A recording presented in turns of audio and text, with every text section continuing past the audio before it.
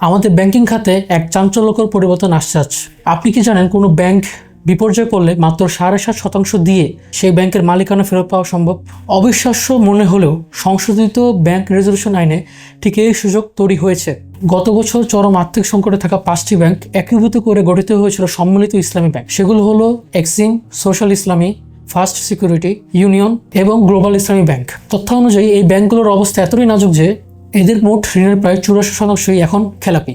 কিন্তু নতুন আইনের 18 ক ধারা অনুযায়ী আগের মালিকরা চাইলে এই ব্যাংকের মালিকানা আবার ফেরত পেতে পারবে। নিয়মটি হলো সরকার বা বাংলাদেশ ব্যাংক এই ব্যাংকগুলোকে সচল রাখতে যে পরিমাণ অর্থ বিনিয়োগ করেছে তার মাত্র 7.5% পেডের মাধ্যমে জমা দিলেই মালিকানা ফেরত পাওয়া যাবে। বাকি 92.5% অর্থ ফেরত দেওয়ার জন্য তারা সময় পাবে দীর্ঘ 2 বছর, এবং তাও মাত্র 10% সরল সুদে। সংশ্লিষ্টরা বলছেন এই নামমাত্র টাকাও অন্য ব্যাংক থেকে ঋণ নিয়ে পরিশোধ করা সম্ভব। বাংলাদেশ ব্যাংক এই ধারার বিরোধিতা করলেও শেষ মুহূর্তে এটি বিলে যুক্ত করা হয়েছে। বিশেষজ্ঞরা প্রশ্ন তুলছেন, যারা এই ব্যাংক বিপর্যয়ের জন্য দায়ী তাদের শাস্তির বদলে কি আইনের মাধ্যমে তাদের পুরস্কৃত করা হচ্ছে? এদিকে বাংলাদেশ ব্যাংকিং খাতে সংস্কার করতে ব্যর্থ হয়েছে বলে দাবি করে ঋণের পরের কিস্তি বাতিল করেছে IMF। এগুলো কি ব্যাংকিং খাতে অশনি সংকেত দিচ্ছে? আমানতকারীদের হাজার হাজার কোটি টাকা ঝুঁকির মধ্যে রেখে এই সিদ্ধান্ত কি ব্যাংকিং খাতে সুশাসন ফেরাবে? আপনার মতামত কমেন্টে জানান এবং ভিডিওটি শেয়ার করে সবাইকে সচেতন করুন।